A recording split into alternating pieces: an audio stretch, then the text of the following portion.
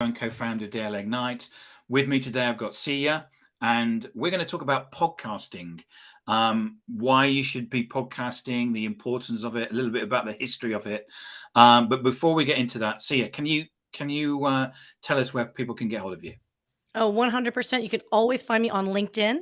It's Syya Yasotornrat. And trust me, SYYA, I should be the only person that pops I up think you're the anywhere. only.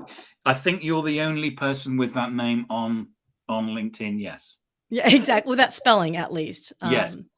But also, you can always find me on Twitter, not as frequently at I am S Yasso. Right. Okay. So, what's your journey? How did you get into podcasting, and how did you get here? And the reason why I always ask this question is that my business partner, his daughter is 20, and she says that she said, Daddy, there's lots of white male middle class people who are running things, and I don't see myself as that. I want to see inspirational women that I could say I want to be like that. So this, when I ask you the question, it's not just about, yeah, I did this and I did. It's about when you speak to that 20-year-old, to Maddie, who's 20 years old. What is it that if she's going to be like you, what is it that she needs to do? Oh, first and foremost, I love it. And just try. That's one of my favorite advice to give. I've got 10 nieces and nephews.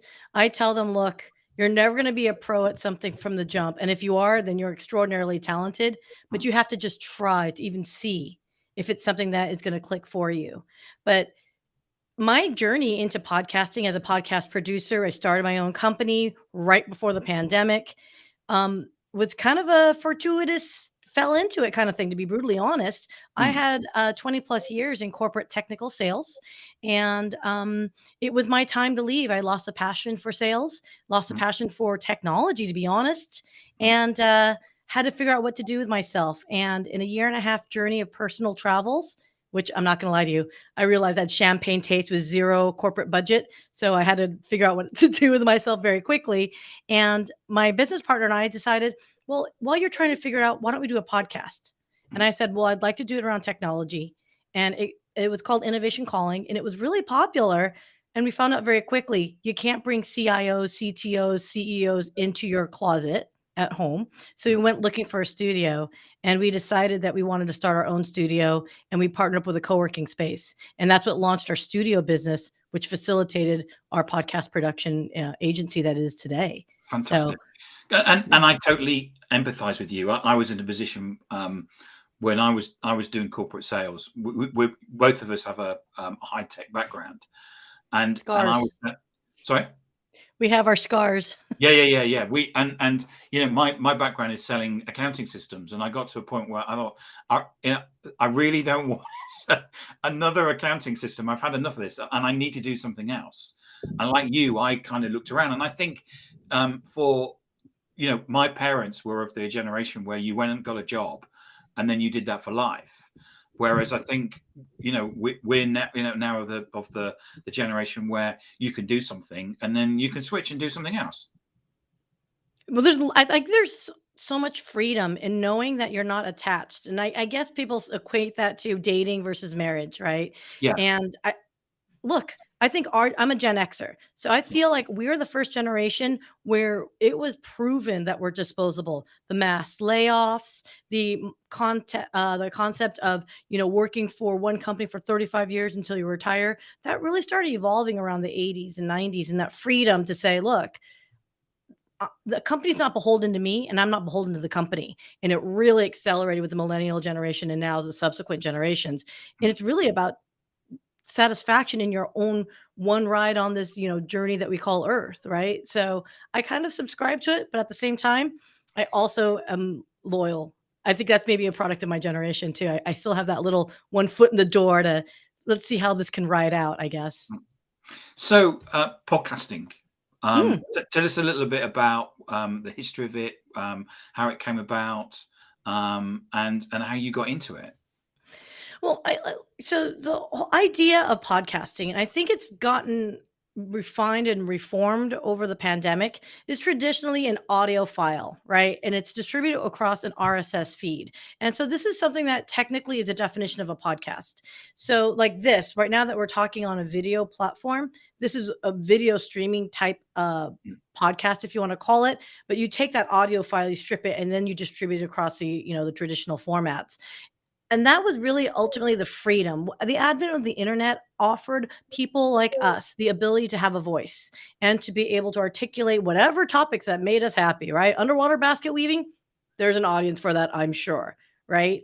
And as the technology and bandwidth has improved over time, it's allowed the masses to really embrace and adapt it for whatever purpose, whether you want to talk about, Game of Thrones all day long, or you want to talk about cybersecurity. There's a place for everybody. And I think that's why podcasting is so attractive, is because you can listen to it anytime you want. You can multitask while you're doing it, and you could participate in it if you'd like by, building and circling around a community around that podcast.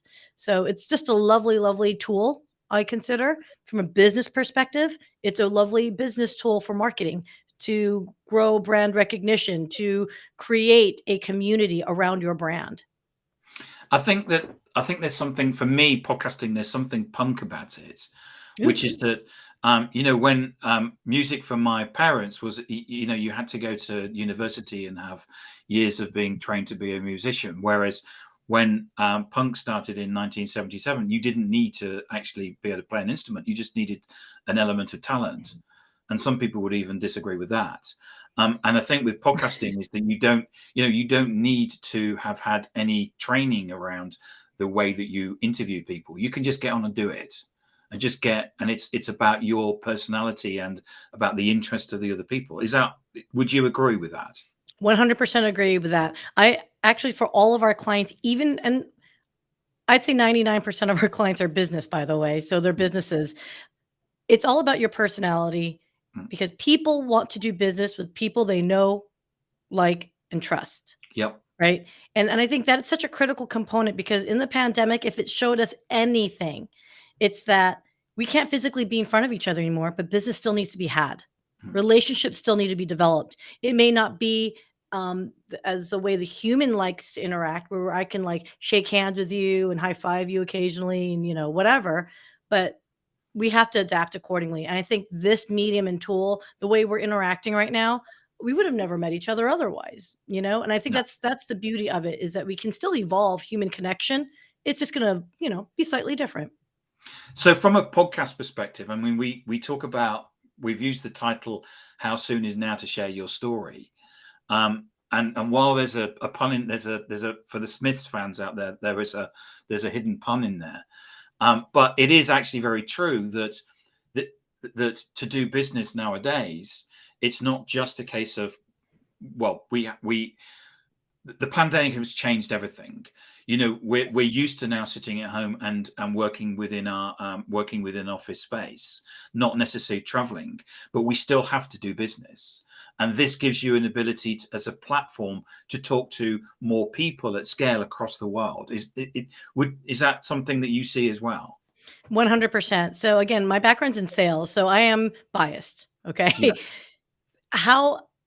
So let me put it this way. My boyfriend makes fun of me, makes fun of me still to this day. He's like, what do you do all day? You just like drink and eat on the company dime.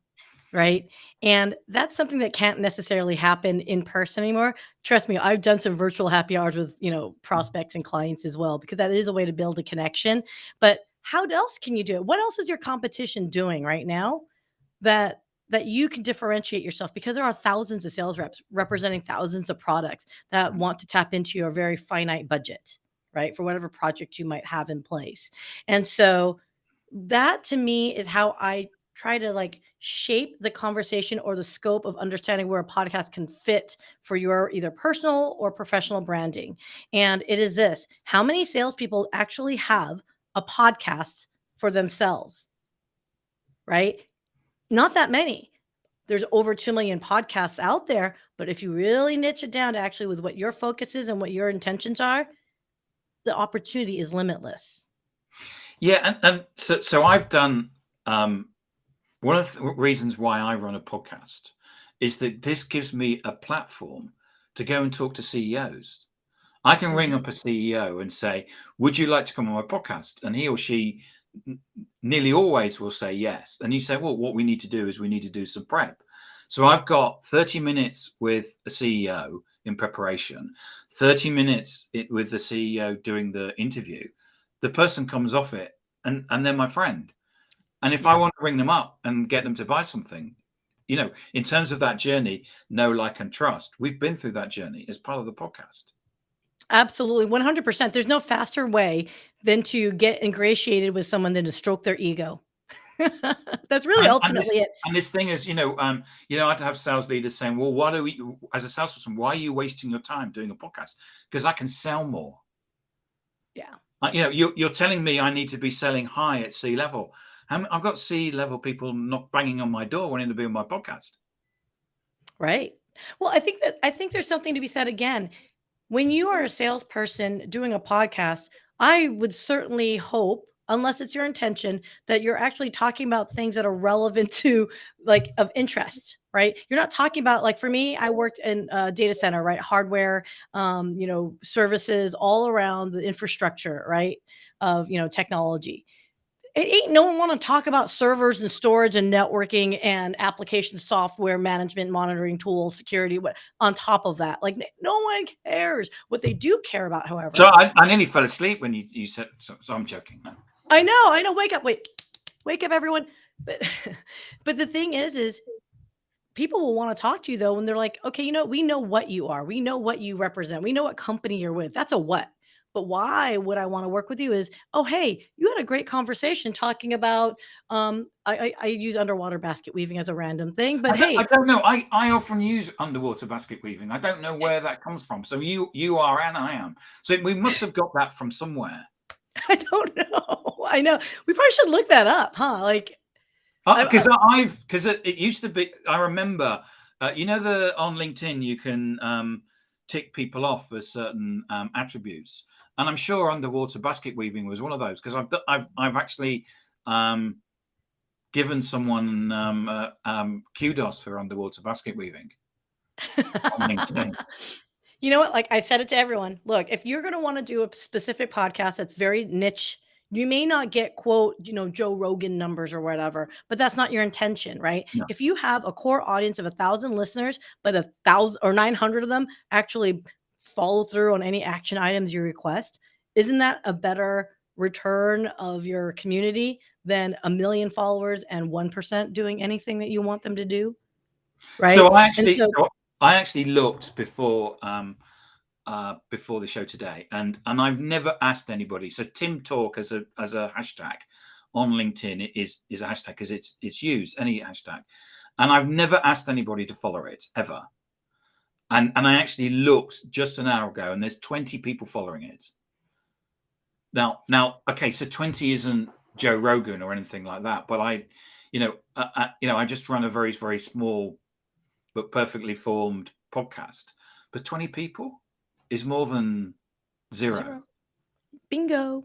And on top of that, we have lurkers. Yeah. Right. Yeah.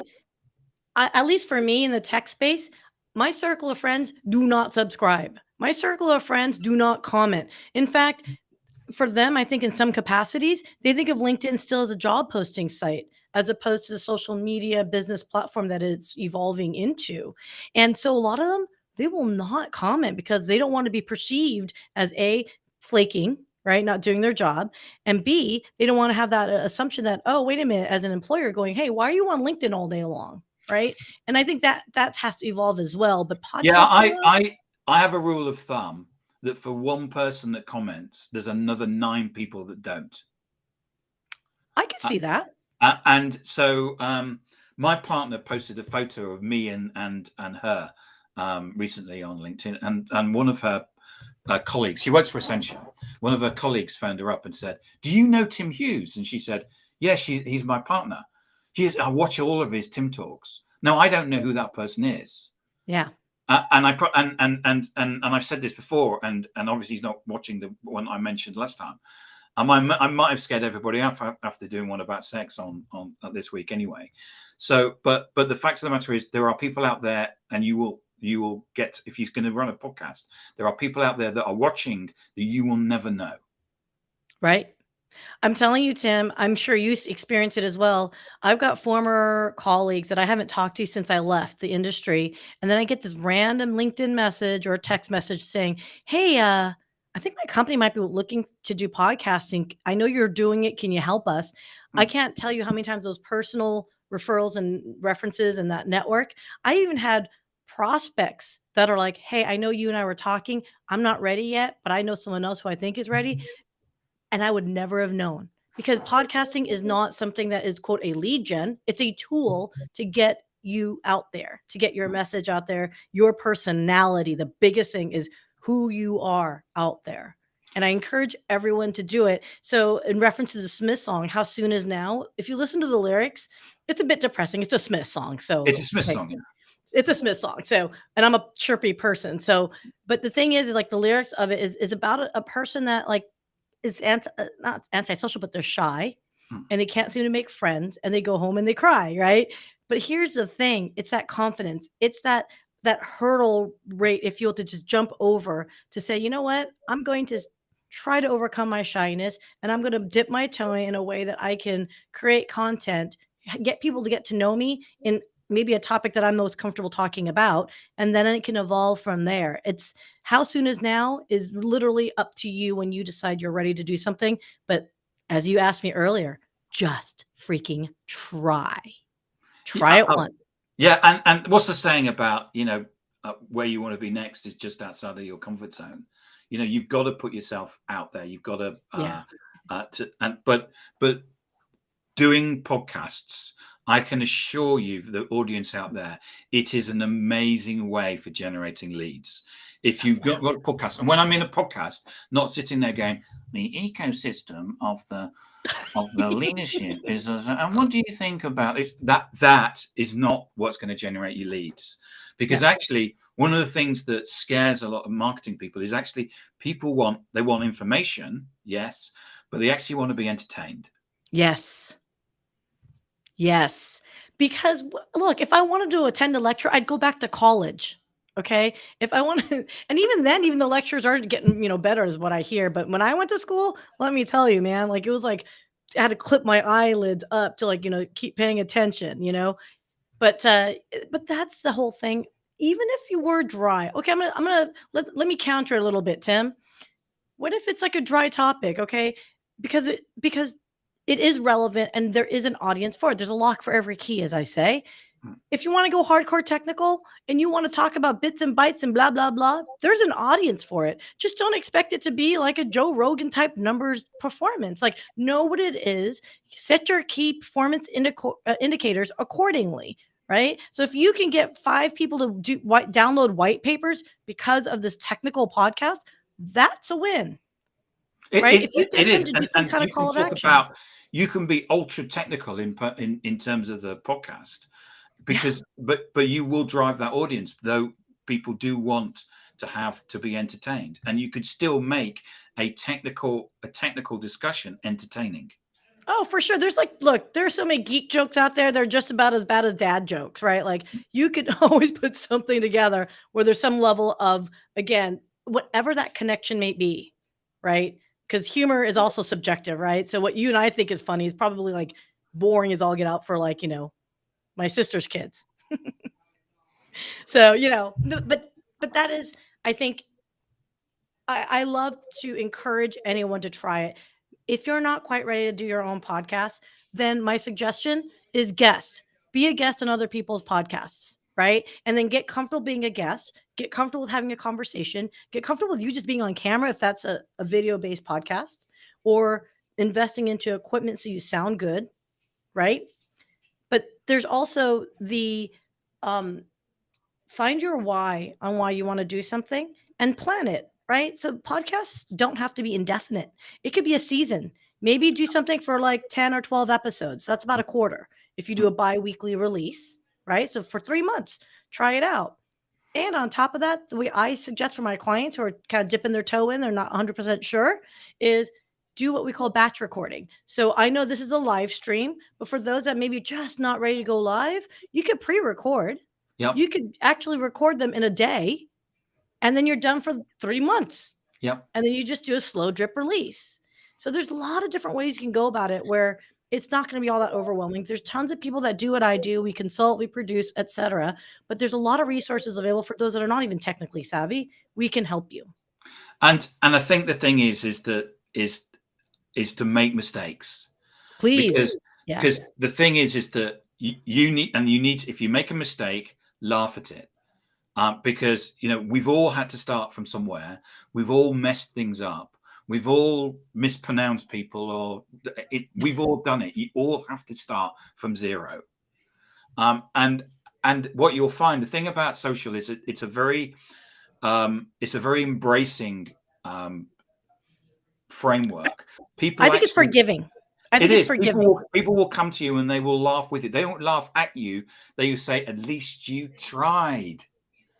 And you come back and people love it when you make mistakes, because you push the boundaries of what can be done and what can be capable, and people will respect you more for it. It's a brilliant way to actually, I started doing these live streams and we got them wrong. We set them up wrong. We did this wrong and we did this wrong, but it's fine. It doesn't matter. Yeah. And you know what's funny? What you think matters, people gloss right over it. If you guys are talking about something that's fun, great, informative, I'm all for it.